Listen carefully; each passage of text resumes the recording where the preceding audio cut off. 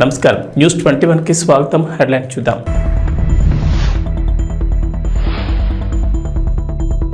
Neat వ్యవహారంపై స్పందించిన తెలంగాణ ముఖ్యమంత్రి రేవంత్ రెడ్డి ఢిల్లీలో పలువురు కేంద్ర మంత్రులతో భేటీ.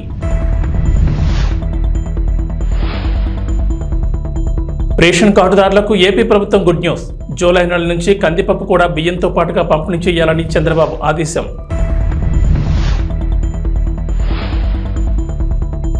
కల్కి సినిమాకి గుడ్ న్యూస్. ఏపీలో భారీగా టిక్కెట్ల రేట్ల పెంపు.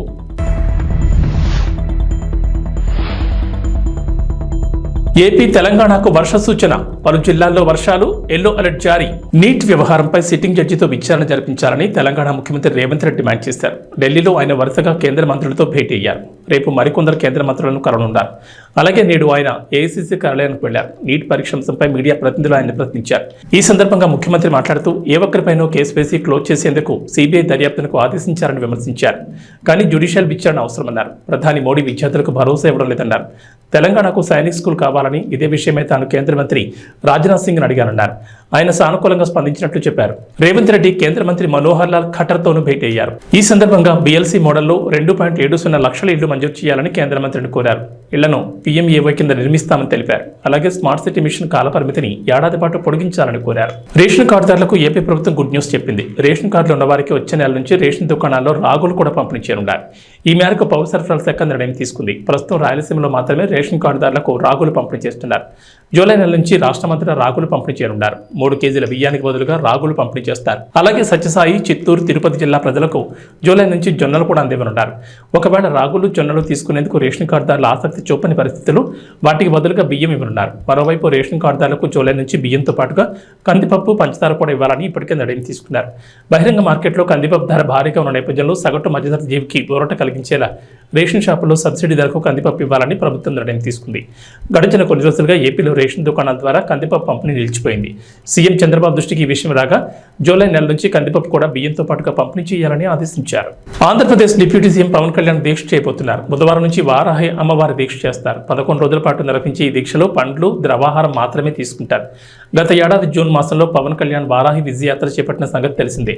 ఆ యాత్ర సందర్భంలోనూ వారాహి అమ్మవారికి పూజలు నిర్వహించి దీక్ష చేపట్టారు. ఈసారి ఈ నెల 26వ తేదీ నుంచి 11 రోజుల పాటు దీక్షలో ఉంటారు. పవన్ కళ్యాణ్కు దైవభక్తి ఎక్కువని చెప్తారు. ఆయన వారాహి అమ్మవారిని పూజిస్తారు. ఎన్నికల ముందు కూడా రాష్ట్ర వ్యాప్తంగా యాత్ర చేసేందుకు సిద్ధం చేసుకున్న వాహనానికి కూడా వారాహి అని పేరు పెట్టిన సంగతి తెలిసిందే. ఆంధ్రప్రదేశ్ ఎన్నికల్లో ఘన విజయం సాధించడంతో ఈ ఏడాది కూడా దీక్ష చేపట్టబోతున్నారు. గతంలో కూడా ఆయన దీక్షలు చేపట్టారు. ఆయన గతంలో చాతుర్మాస దీక్షను చేశారు. 4 నెలల పాటు ఆయన ఈ దీక్షను కొనసాగించారు. ఆషాఢం, శ్రావణం, భాద్రపదం, ఆశ్వీజ మాసం కలిపి 4 నెలల పాటు దీక్షను చేశారు. చాతుర్మాస దీక్షలో ఉన్నంతకాలం ఆహార నియమాలు పాటించేవారు. మితంగా సాత్విక ఆహారాన్ని మాత్రమే స్వీకరించేవారు. అంతేకాదు పవన్ ఒక్కపూట మాత్రమే ఆహారం తీసుకునేవారు. సూర్యాస్తమైన తర్వాత కొద్దిగా పాలు, పండ్లు ఆహారంగా తీసుకునేవారు. అలాగే పవన్ కళ్యాణ్ దీక్షను విరమించే సమయంలో హోమాన్ని నిర్వహించేవారు. ఆంధ్రప్రదేశ్లో కూటమి ప్రభుత్వ పాలన మొదలైంది. గత వారం అసెంబ్లీ సమావేశాలు జరగగా మంత్రులు, ఎమ్మెల్యేలు గత వారం అసెంబ్లీలో ప్రమాణాలు చేశారు. అయితే సోషల్ మీడియా వేదికగా డిప్యూటీ సీఎం పవన్ కళ్యాణ్ పై ఓ ప్రచారం జరుగుతోంది. ఆయన ఫోటోను ట్వీట్ చేస్తూ అసెంబ్లీలో నిద్రపోతున్నారంటూ కొందరు ట్రోల్ చేస్తున్నారు. అయితే యువగళం పేరుతో ఓ యూట్యూబ్ ఛానల్ ఉంది. అయితే ఆ ఛానల్లో కూడా పవన్ కళ్యాణ్ టార్గెట్ చేస్తూ వీడియోలు చేశారు. అయితే ఈ యూట్యూబ్ ఛానల్కు టీడీపీకి లింక్ ఉందంటూ ప్రచారం జరుగుతోంది. ఈ క్రమంలో టీడీపీ ఎక్స్ వేదికగా స్పందించింది. జగన్ రెడ్డి పడేసే డబ్బుల కోసం నడుపుతున్న పేజీలు, ఛానల్స్ ఇవి. యువగళం అనే యూట్యూబ్ ఛానల్ టీడీపీకి అనుకూలం అనే విధంగా ఐపాక్ వాళ్ళతో మొదలుపెట్టించారు.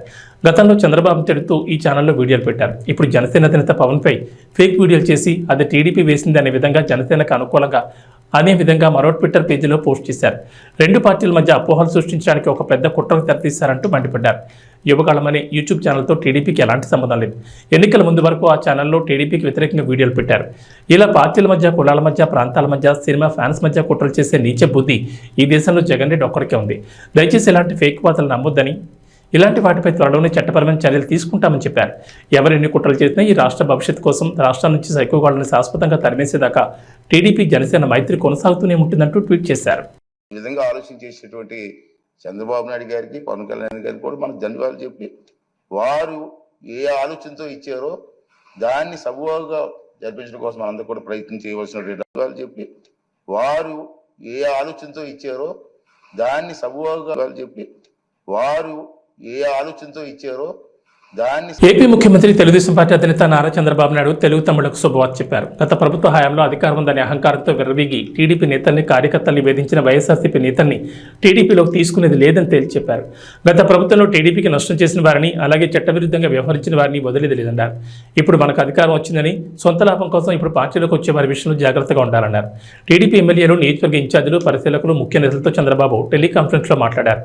అన్యాయం చేసిన వారిని ఉపేక్షించేది లేదని, ప్రజలు నమ్మి అద్భుతమైన విజయాన్ని అందించారని, ఆ నమ్మకాన్ని నిలబెట్టుకోవాలని సూచించారు చంద్రబాబు. పొత్తులో భాగంగా 31 మంది ఇన్ఛార్జీలకు సీట్లు ఇవ్వలేకపోయామని, అయినా వారు ఎన్డీఏ గెలుపు కోసం పనిచేశారని గుర్తు చేశారు.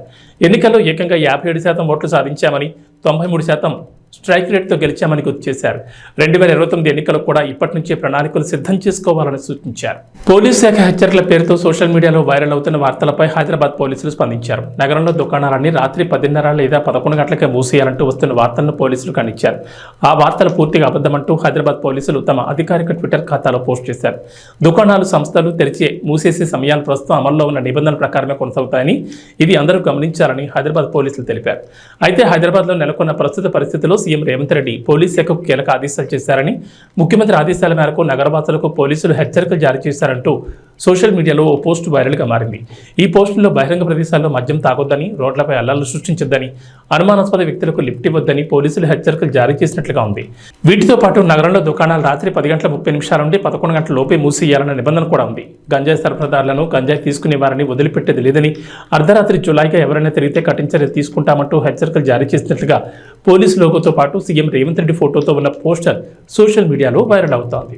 అయోధ్య రామాలయం ప్రాణ ప్రతిష్ఠ జరిగి 6 నెలలు కూడా గడవకముందే ఆలయ పైకప్పు లీక్ అవుతోంది. శనివారం అర్ధరాత్రి అయోధ్యలో కురిసిన తొలి భారీ వర్షానికి నీళ్లు గర్భగుడిలో ప్రవేశించాయి.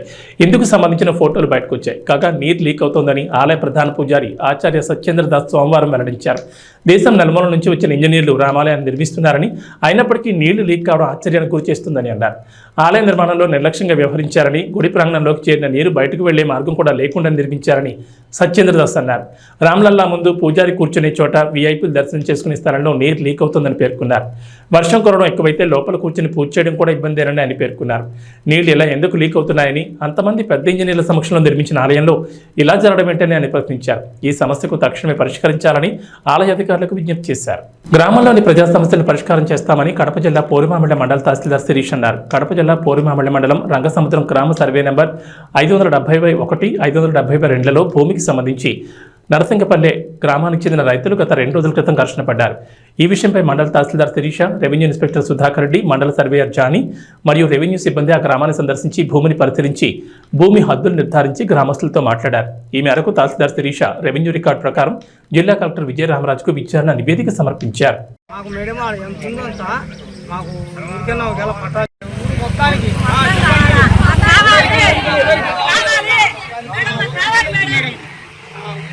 మొత్తం వాళ్ళ కానీ మా కానీ ఏకత్వం మొత్తం అందరికి ఈరోజు పోగొట్టుకుంటే రేపు ఏ దానికి లేదు. అది కానీ ప్రభుత్వం ఇచ్చేది మామూలు ఖాళీగా ఉండేది. చూడండి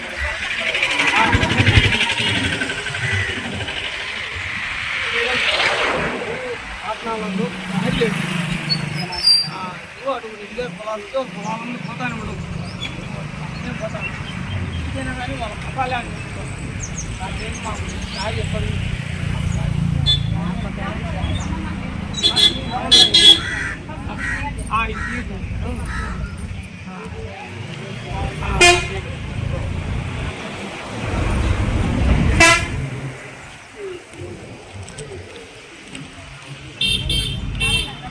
మేడం చేస్తాం.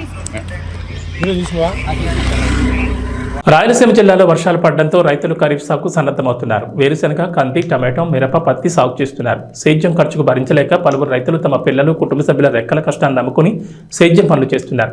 అనంతపురం జిల్లా కంపదూరు మండలం నూతిమడుగులో రైతు సర్దానప్ప తన 2 కొడుకులను గుంటుకకి ఇరువైపులా కట్టి టొమాటోలో కలప నివారణ చేస్తున్నాడు. ట్రాక్టర్, ఎద్దుల సేద్యం ఖర్చులు భరించలేక తన కొడుకులు 10వ తరగతి చదివే రాణా ప్రతాప్, ఇంటర్ చదువుతున్న కార్తీకులను గుంటకకి కట్టి కలప నివారణ చేయడం రాయలసీమ రైతు దీనస్థితికి అద్దం పడుతోంది. ఎకరా పొలంలో సేద్యం, కలప నివారణ చేయాలంటే 10,000 ఖర్చు అవుతుందని రైతులు ఆవేదన చెందుతున్నారు. నూతనంగా వచ్చిన ప్రభుత్వం తమ కష్టాల నుండి గట్టెక్కించాలని రైతులు వేడుకుంటున్నారు.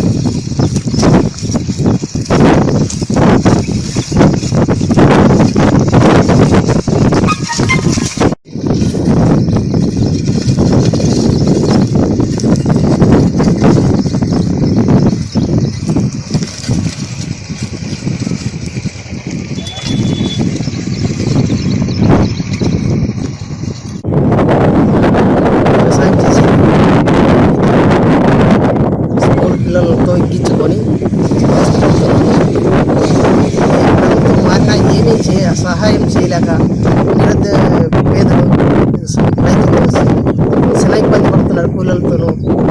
ఏదైనా ప్రభుత్వాలు మారుతున్నాయి కానీ ఎవరు సాయం చేసేటట్టు లేదు.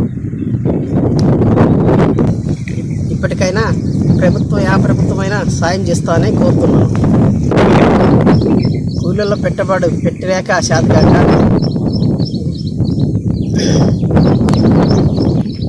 కూలీలకు పెట్టుబడి పెట్టలేక కూలీలకు 20-30 వేలు అవుతుంది. దానికి కూలీలను పట్టుకొని అవస్థ పడుతున్నాను. ఇప్పటికైనా గవర్నమెంట్ సాయం అవుతుందామని కోరుతున్నాను. డామిట్ కథ అట్టం తిరిగి కటకటాల్లోకి. ₹1 కోటి అప్పు ఎగవేతకు వేసిన ప్లాన్ బెడ్స్ కొట్టింది. తాను తీసుకున్న అప్పు చెల్లించకుండా ఎగవేతకు ప్లాన్ చేసిన వ్యక్తి జైలు పాలయ్యాడని తాడేపల్లి సీఏ కళ్యాణ్ రాజ్ అన్నారు. విలేకరుల సమావేశంలో ఆయన మాట్లాడుతూ మంగళగిరికి చెందిన గుర్రంకొండ రాము వీరాంజనేయులు అనే వ్యక్తి వద్ద 90 లక్షలు చెల్లించాల్సి ఉండగా నగదు బదులు బంగారం ఇస్తానని నమ్మించి బయటకు తీసుకెళ్లారు. బంగారం ఇచ్చినట్లు ఇచ్చి తన మనుషుల చేత దొంగతనం చేయించి కటకటాలు పాలయ్యాడన్నారు. అందరికీ నమస్కారం. విసిపోయే నిజాలు ఏంటంటే, ఈ రాము ఎవరైతే ఉన్నారో ఇతను వీరాంజనేయులకి సుమారు వడ్డీతో కలిపి ₹1 కోటి దాకా ఇవ్వాల్సిన సందర్భంలో ఆ డబ్బులు ఎగవేయాలనే తలంపుతో రాము అనే వ్యక్తి మంగళగిరి పట్టణానికి చెందినటువంటి రత్న, బబ్లు, మహబూబ్ బాషా అనేటువంటి అతని యొక్క స్నేహితులతో ఒక కుట్రపూరితంగా మోసానికి పాల్పడాలని తద్వారా ఆ డబ్బుల్ని వీరాంజనేయులకి వాళ్ళు ప్లాన్ చేసుకొని వాళ్ళు ఈ విధంగా విజయవాడ నుంచి మంగళగిరి వెళ్తుండగా ఇద్దరు కలిసి వెళ్ళేటప్పుడు కొంతమంది వ్యక్తుల్ని హైర్ చేసి బ్యాగ్ లిఫ్టింగ్ పర్పస్ గుంటూరు నుంచి ఒక 3 వ్యక్తుల్ని హైర్ చేసి దీనికి ఈ పథకం ప్రకారంగా ఆ బ్యాగ్ ని రాము దగ్గర నుంచి లిఫ్ట్ చేయడం జరిగింది. ఈ విధమైన పథకాన్ని అమలు చేసేదానికి రాము సుమారు ₹10 లక్షల ఈ టీమ్ కి ఆఫర్ చేసినారు. అందులో భాగంగా ₹1 లక్ష ఇవ్వడం కూడా జరిగింది. ఈ కేసు అంతా హడావిడి జరిగిన తర్వాత రిమైనింగ్ ₹9 లక్షల కూడా ఇస్తానని చెప్పడం జరిగింది. ఈ కేసుని పకడ్బందీగా వితిన్ 20 అవర్స్ లోనే ఈ కేసుని ఛేదించడం జరిగింది. బీరప్ప ఆలయ నిర్మాణానికి అనుమతి ఇవ్వాలని ప్రభుత్వం వెంటనే స్పందించి న్యాయం చేయాలని, లేకపోతే రాష్ట్ర వ్యాప్తంగా గొల్ల కురుమల ఆధ్వర్యంలో నిరసన కార్యక్రమం చేపడతామని రాష్ట్ర కురుమల యువ చైతన్య సమితి అధ్యక్షుడు నరసింహ అన్నారు. గజ్వేల్ పరిధిలోని ఆర్&ఆర్ కాలనీలో బ్రాహ్మణ బంజేర్పల్లి గ్రామంలో కురుమ సంఘం ఆధ్వర్యంలో రాష్ట్ర కురుమ సంఘం నాయకులు సమావేశం నిర్వహించారు. ఈ సందర్భంగా మాట్లాడుతూ తొగుట మండలంలోని బ్రాహ్మణ బంజేర్పల్లి గ్రామంలో కురుమ కులస్తులకు బీరప్ప దేవాలయానికి సంబంధించి 2 ఎకరాల స్థలం, దేవాలయం గొల్ల కురుమల 5 ఎకరాల స్థలం సొంతంగా డబ్బులు పెట్టి కొనుగోలు చేశారు. కానీ మల్లన్న సాగర్ రిజర్వాయర్ నిర్మాణంలో సొంత ఇండ్లతో సహా వ్యవసాయ భూములు దేవాలయం వాడు కొనుగోలు చేసిన జాగాలు మొత్తం పోవడం జరిగిందన్నారు. అప్పటి ప్రభుత్వం సిద్దిపేట జిల్లా కలెక్టర్ అందరూ కూడా మీకు గుడికి గుడి, బడికి బడి అన్ని విధాలా ఇస్తామని హామీ ఇచ్చి గజ్వేల్ పట్టణ శివార్లోని అలండర్ కాలనీలో బ్రాహ్మణ బంజార్లపల్లి గ్రామస్తులకు కుల స్థలాలు ఇచ్చారు. కానీ దేవాలయం నిర్మించుకోవడానికి స్థలం చూపించలేదు. కురుమల ఆరాధ్య దైవమైన బీరప్ప అక్క మహంకాళి దేవాలయాలు నిర్మించేందుకు స్థలం ఇవ్వమని ప్రభుత్వాన్ని కోరగా ఫారెస్ట్ దగ్గరలో ఉన్న 20 గుంటల స్థలంలో గ్రామంలోని వివిధ వర్గాలకు చెందిన దేవాలయాలు కట్టుకోమని ప్రభుత్వం చెప్పారు. కానీ ఆ 20 గుంటల స్థలంలో కురుమల ఆరాధ్య దైవమైన బీరప్ప దేవాలయం నిర్మించుకుంటామని, ఎట్టి పరిస్థితుల్లో దీన్ని వదులుకోబోమని ప్రభుత్వం వెంటనే స్పందించి న్యాయం చేసి దేవాలయాలు కట్టుకునేందుకు అనుమతినివ్వాలని, లేకపోతే రాష్ట్ర వ్యాప్తంగా గొల్ల కురుమల ఆధ్వర్యంలో నిరసన కార్యక్రమం చేపడతామని డిమాండ్ చేశారు. ఈ కార్యక్రమంలో ఉపాధ్యక్షుడు వెంకటేష్, ప్రధాన కార్యదర్శి మేస సత్యనారాయణ, లకుడారం సర్పంచ్ కందూరి ఐలయ్య, కొడకండ్ల మాజీ ఎంపీటీసీ అంజయ్య, కురుమ సంఘం నాయకులు పాల్గొన్నారు. ముంపు ప్రాంతాలకు ఏదైతే హామీ ఇచ్చి గత ప్రభుత్వం వారి స్థావరాలను తొలగించి వేరే స్థావరం ఏర్పాటు చేసిందో అందులో భాగంగా మీ భూములకు భూములు, ఇండ్లకు ఇండ్లు, గుడికి గుడి, బడికి బడి అని చెప్పి ఆ రోజు తన భూములను లాక్కొని వాళ్ళను పక్కకు పంపించడం జరిగింది. సరే, పక్కకి ఇచ్చిర్రు, భూములకు భూములు ఇస్తామన్నారు, మా గుడికి గుడి ఇస్తామన్నారు. ఏది అని ఇక్కడి కులస్తులు గ్రామ సర్పంచ్ని అడిగినప్పుడు కొంత స్థావరాన్ని చూపెట్టడం జరిగింది. అది ఒక లెవెల్ లేకుండా ఉన్న భూమిని చూపెడితే ఈరోజు కొంత కష్టపడి ఆర్థికంగా ఖర్చు పెట్టుకొని దాన్ని ఒక లెవెల్ చేసుకొని ఇవాళ దేవుడా మేము అన్ని కోల్పోయినాం, ఈరోజు నువ్వే దిక్కని మొక్కుదాం అనుకున్న సమయానికి ఈ జాగను కూడా మీకు ఎటువంటి చట్టబద్ధత లేదు, మీకు పట్టాలు లేవు, ఇందులో గ్రామానికి సంబంధించింది వివిధ గ్రామ దేవతలను కూడా నెలకొల్పుతామని మాది సుమారు 7 ఎకరాల భూమి బీరప్ప గుడిది మల్లన్న సాగర్ ముంపు గ్రామంలో పోయినటువంటి గ్రామాన్ని ఇక్కడ గజ్వేల్లోని ఆర్&ఆర్ కాలనీలో కేటాయించి ఇండ్లు అక్కడి నుంచి ముంపు ప్రాంతంలో గత ప్రభుత్వంలో ఏదైతే కుర్మలు ఉన్నారో ఆ కుర్మలను ఇళ్లకు ఇల్లు ఇచ్చి గుళ్ళకు గుళ్ళు, బళ్ళకు బళ్ళ అని చెప్పి కార్యక్రమంని ఆ రోజు మొదలుపెట్టి గత ప్రభుత్వం ఏదైతే ఇక్కడికి తరలించడం జరిగింది, అందులో బీరప్ప గుడి 2 ఎకరాల విస్తీర్ణంలో కన్నా పెద్ద మర్రిచెట్టు గల బీరప్ప గుడిగా ఉండే, అదేవిధంగా ఒక 5 ఎకరాల గ్రామంలో ఉన్నటువంటి అందరూ కుటుంబాలంతా కలిసి గొర్రెలకు మేకలకు షెడ్డుకు కొనుక్కున్నటువంటి భూమి, ఇవన్నీ కూడా కోల్పోవడం జరిగింది గత ప్రభుత్వం హయాంలో. అయితే గత ప్రభుత్వం ఇక్కడికి వీళ్ళని తరలించడం జరిగింది. ఏదైతే మల్లన్న సాగర్ ప్రాజెక్టులో భాగంగా ఇక్కడ వీళ్లకు మా కులాదైవం ఏంటంటే బీరప్ప గుడి అనేది మా కులాదైవం దేవుడు కాబట్టి అప్పుడు తౌట మండలంలో ఉన్నటువంటి బ్రాహ్మణ బంజేర్పల్లి అప్పుడు ప్రభుత్వం అప్పుడు మల్లన్న సాగర్ ప్రాజెక్టులో భాగంగా ఆ గుడి అక్కడ ఉన్నటువంటి భూములను కోల్పోయి ఎంతో వాళ్ళు పేదవారిగా మిగిలినారు. అక్కడ ఉన్నటువంటి భూములు మల్లన్న సాగర్కి తీసుకుంటే పక్కనున్న గ్రామాలు ప్రజలు ఎంతోమంది మేలు జరిగింది. వాళ్ళ భూములు పోతే పక్క గ్రామాలు జిల్లాలను దాటిపోయి అక్కడ మల్లన్న సాగర్ ప్రాజెక్టు వల్ల ఎంతోమంది సుఖపడుతురు, ఎంతో పంటలు పండించుకుంటారు. కానీ అలా ప్రాజెక్టులో పోయినటువంటి మా కుర్మకులస్తులైనటువంటి వీళ్లకు అన్యాయం జరిగింది. కాబట్టి ఇప్పటికైనా కలెక్టర్ గారు కానీ ఆర్డీఓ గారు కానీ ఇప్పటికైనా స్పందించి ఈ కుర్మలకు సంబంధించిన కులాదైవమైనటువంటి బీరప్ప గుడిని ఇక్కడ కట్టేటట్టు మంజూరు చేయాలని, అలాగే వాళ్ళకు కుర్మ కులస్తులకు కేటాయించినటువంటి ఈ అద్దెకరం జాగా వాళ్లకు ఖచ్చితంగా ఒకవేళ రేపు మా కుర్మ కులస్తులకు ఏమన్నా అన్యాయం జరిగినా ఇక్కడ బీరప్ప గుడి స్థలానికి ఏమైనా అన్యాయానికి గురైనా అధికారులు పట్టించుకోకపోతే ఆర్డీఓ గారు కానీ కలెక్టర్ గారు కానీ ఎంఆర్ఓ గారు కానీ ఇక్కడ ఉన్నటువంటి ప్రజాప్రతినిధి స్థానికంగా ఎవరు పట్టించుకోకపోయినా మేము కేవైసీ మా కుర్మ కమిటీ తరపున పెద్ద ఎత్తున ఆందోళన చేస్తాం, కలెక్టర్ను ముట్టడిస్తాం. మేము స్థాన ఉధృతం చేసి పోరాటం చేసి మా కుర్మ కులస్తులైనటువంటి భూమి మేము దక్కించుకునేటట్టు మేము ముందుంటామని ఈ సందర్భంగా తెలియజేసుకుంటున్నాం. రెబల్ స్టార్ ప్రభాస్ నాగాశ్విన్ కాంబోలో వస్తున్న కల్కి 2898 ఏడీ చిత్రం రిలీజ్ దగ్గర పడుతోంది. మరో 2 రోజుల్లో విడుదల కానున్న ఈ చిత్రంపై భారీ అంచనాలున్నాయి. ఇప్పటికే రిలీజ్ అయిన ట్రైలర్కి సూపర్ రెస్పాన్స్ వచ్చింది. భారీ యాక్షన్ ఎంటర్టైనర్గా రాబోతున్న ఈ చిత్రానికి గుడ్ న్యూస్ ఇచ్చింది ఏపీ సర్కార్. ఆంధ్రప్రదేశ్లో కల్కి టికెట్ల రేట్ల పెంపు విషయంలో కీలక నిర్ణయం తీసుకుంది. సింగిల్ స్క్రీన్లకు 75, మల్టీప్లెక్స్లకు 125 వరకు టికెట్ రేట్లు పెంచుకునేందుకు అనుమతులు ఇచ్చింది ఏపీ ప్రభుత్వం. అంతేకాకుండా అదనపు షోలకు కూడా పర్మిషన్ ఇచ్చింది. ప్రతి థియేటర్లో 5 షోలు వేసుకునేందుకు అనుమతించింది. దీంతో గత 5 ఏళ్లలో ఏ సినిమాకి లేనంతగా అదనపు టికెట్ ధర కల్కికి దక్కింది. ఈ మేరకు ఉత్తర్వులు జారీ చేసింది ఏపీ ప్రభుత్వం. ఆంధ్రప్రదేశ్లో ఈ చిత్రం అడ్వాన్స్ బుకింగ్స్ మంగళవారం నాడు ఓపెన్ అవుతాయి. ఇటీవల తెలంగాణ ప్రభుత్వం కూడా కల్కి టికెట్ రేట్ల పెంపునకు అనుమతులు ఇచ్చిన సంగతి తెలిసిందే.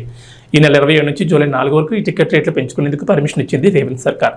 మొత్తం 8 రోజుల పాటు ఈ టికెట్ ధరలు పెంచుకునేందుకు వెసులుబాటు ఇచ్చింది. టికెట్పై గరిష్టంగా 200 పెంచుకునేందుకు పర్మిషన్ ఇచ్చింది. సింగిల్ స్క్రీన్ థియేటర్లలో 75, మల్టీప్లెక్స్లో అయితే 100 వరకు పెంచుకోవచ్చని తెలిపింది. టీమిండియా కెప్టెన్ రోహిత్ శర్మ మరోసారి అదరగొట్టాడు. T20 వరల్డ్ కప్ 2024లో భాగంగా సోమవారం ఆస్ట్రేలియాతో జరిగిన మ్యాచ్లో విధ్వంసం సృష్టించాడు. డారెన్ సామి నేషనల్ క్రికెట్ స్టేడియం వేదికగా జరిగిన ఈ మ్యాచ్లో 41 బంతుల్లోనే 92 పరుగులు బాదాడు. తన కెరీర్లోనే బెస్ట్ ఇన్నింగ్స్లో ఒకటిగా నిలిచిపోయేలా హిట్ మ్యాన్ ఆడాడు. తన ఇన్నింగ్స్లో 7 4లు 8 సిక్సర్లు బాదాడు. భారత్ 205 పరుగుల భారీ స్కోర్ సాధించడంలో కీలక పాత్ర పోషించాడు. ఈ మ్యాచ్లో సిక్సర్ల సునామీ సృష్టించిన రోహిత్ శర్మ సంచలన రికార్డు సృష్టించాడు. ఆసీస్పై 8 సిక్సర్లు బాదడంతో ప్రస్తుతం T20 ప్రపంచ కప్లో రోహిత్ శర్మ సిక్సర్ల సంఖ్య 13కు చేరింది. ఒక T20 వరల్డ్ కప్లో ఏ భారతీయ ఆటగాడికైనా ఇవి అత్యధిక సిక్సర్లుగా ఉన్నాయి. T20 వరల్డ్ కప్ ఆరంభ ఎడిషన్ 2007లో యువరాజ్ సింగ్ 12 సిక్సర్లు బాదాడు. ఆ రికార్డు రోహిత్ ప్రస్తుత టోర్నీలో అధిగమించాడు. కాగా 2007 టోర్నీలో యువరాజ్ 12 సిక్సర్లు బాదగా అందులో 6 సిక్సర్లు ఇంగ్లాండ్ పేసర్ స్టూవర్ట్ బ్రాడ్ వేసిన ఒకే ఓవర్లో రావడం విశేషం. ఇక వాతావరణ విషయానికి వస్తే తెలంగాణలో ప్రస్తుతం రెగ్యులర్గా వర్షాలు కురవడం లేదు. వర్షాకాలం సగం సీజన్ అయిపోతున్నా అడపాదడప మాత్రమే వర్షాలు కురుస్తున్నాయి. విత్తనాలు విత్తిన రైతులు వర్షం కోసం ఎదురు చూస్తున్నారు. వరుణుడి కరుణ కోసం ఆకాశం వైపు ఆశగా చూస్తున్నారు. ఈ నేపథ్యంలో హైదరాబాద్ వాతావరణ కేంద్రం అధికారులు రైతన్నలకు శుభవార్త చెప్పారు. నేటి నుంచి మరో 3 రోజుల పాటు రాష్ట్రంలో వర్షాలు కురుస్తాయన్నారు. ప్రస్తుతం నైరుతి రుతుపవనాలు రాష్ట్రమంతటా విస్తరించున్నాయి. ఈ పవనాలతో పాటు ద్రోణి ప్రభావంతో రాష్ట్రంలో తేలికపాటి నుంచి కొన్ని చోట్ల భారీ వర్షాలు కురుస్తాయన్నారు. అటు ఏపీలో కూడా అక్కడక్కడ వర్షాలు కొనసాగుతున్నాయి. రుతుపవనాల ప్రభావంతో పార్వతీపురం, మన్యం, అల్లూరు సీతారామరాజు జిల్లాల్లో అక్కడక్కడ పిడుగులతో కూడిన తేలికపాటి నుంచి ఓ మోస్తరు వర్షాలు కురిసే అవకాశం ఉందని విపత్తుల సంస్థ ఎండీ రోణంకి కోర్మానాథ్ పేర్కొన్నారు.